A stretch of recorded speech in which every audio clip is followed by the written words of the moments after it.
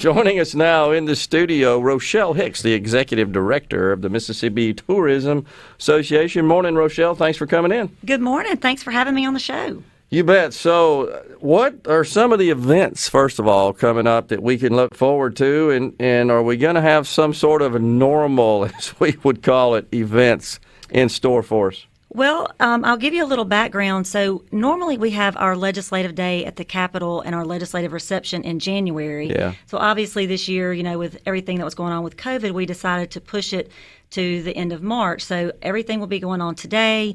We're very excited to have our legislative press conference at the two Mississippi museums versus having it at the Capitol, because obviously we weren't able to have it there this year. But we're really excited to have it at the two museums, and we feel like it has special meaning this year with the new flag and everything. So we're very excited, and we'll have Lieutenant Governor Hoseman and Speaker Philip Gunn joining us as speakers today. Great venue for that as well. Absolutely. If you haven't been, folks, it's an incredible facility that you just got to go through and see it firsthand. So it's good that you're able to do that. Yeah. And, we're going to have it outside on the plaza, and, we don't have great weather today, but it's not too bad. We're still planning to have it outside. Not bad. Good. So I think this is an area that a lot of Mississippians probably tend to overlook. That's just tourism in general and its impact on the economy of the state of Mississippi. You have some information to share with us on that? Yeah, and I absolutely agree with you. So tourism is the fourth largest industry in Mississippi, and a lot of people don't realize that. We are a great drive market for people within a 500-mile radius.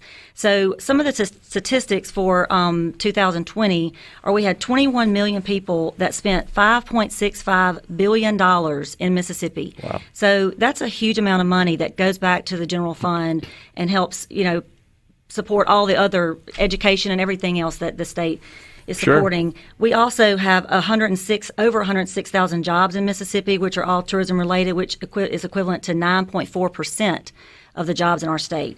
So tourism it's a huge industry. It's very important to our state, to our nation. I think we've all found that out this year with COVID, just how important travel is to everyone. And Mississippi has a lot of great things to offer, a lot of, different types of things all through the state, from the coastal region and the Delta. We just have a lot of great things to offer, and I think that, it is overlooked sometimes. So who are the members, Rochelle, of your association, the Mississippi Tourism Association? Who would be a typical member there? Okay, so we have members from all sectors of the industry. We have our DMOs, which are destination marketing organizations, which is your local tourism office in your community. We also have attractions, hotels, restaurants, casinos. So, it runs the entire gamut. And what is the association doing to promote tourism in the state and to attract tourists? So we are obviously the private arm as an association, but we partner so much with Visit Mississippi, who is the advertising and marketing arm for the state.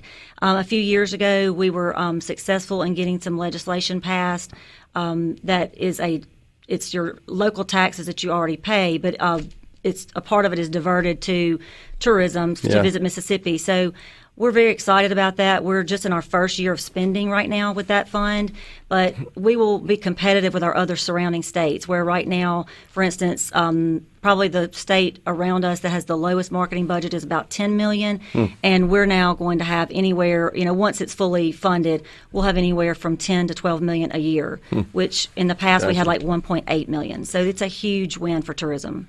The pandemic obviously shut down the typical business events, and I know in particular our Gulf Coast and the big properties, casino properties down there, host events throughout the tourism season in particular, and they're usually full. Yes. I've been to several myself and have had some business events when I was doing that sort of stuff.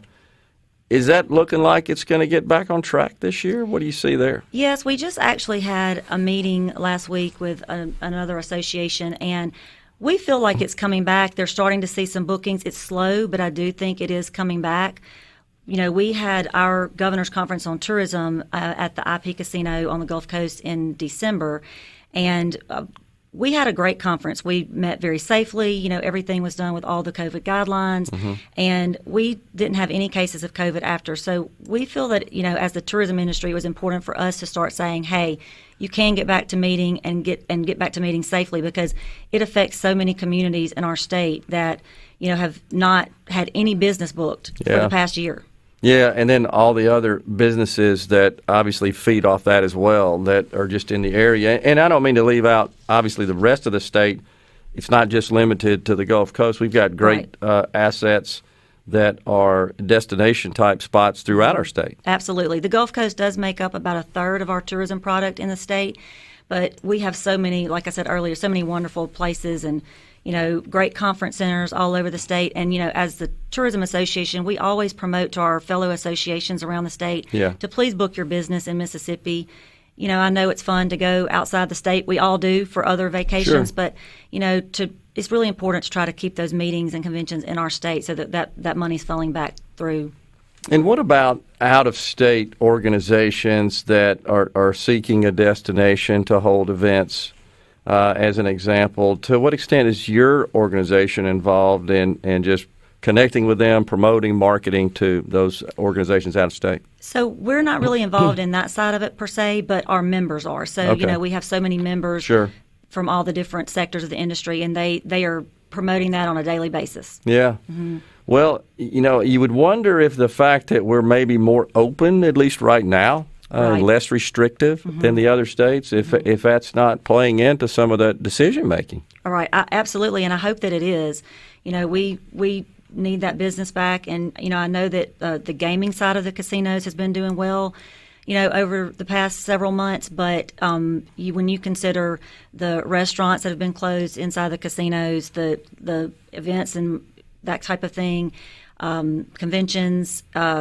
Their hotel stays, all of that has been down. So it's had an impact. Right. We're hearing, and you may or may not have any information on this, but Rochelle, we're hearing so much from our listeners, I'm hearing anecdotally from friends, that they're having a hard time filling some of the positions. I've seen social media posts from like even restaurants around the state saying we're closing down for some period of time, or reducing hours of operation just because they can't get staff to fill some of the jobs they have. Are you hearing that from your members? We're hearing that from our members, and you know, we're working with some of our fellow associations, the Restaurant Association and Hotel and Lodging and Gaming, to work on that issue, because it definitely is an issue, and you know, we want people to get back to work and you know, get back to business. Yeah, I mean, so if a restaurant, for example, is unable to operate for the full complement of hours that is normal for them because they can't get enough staff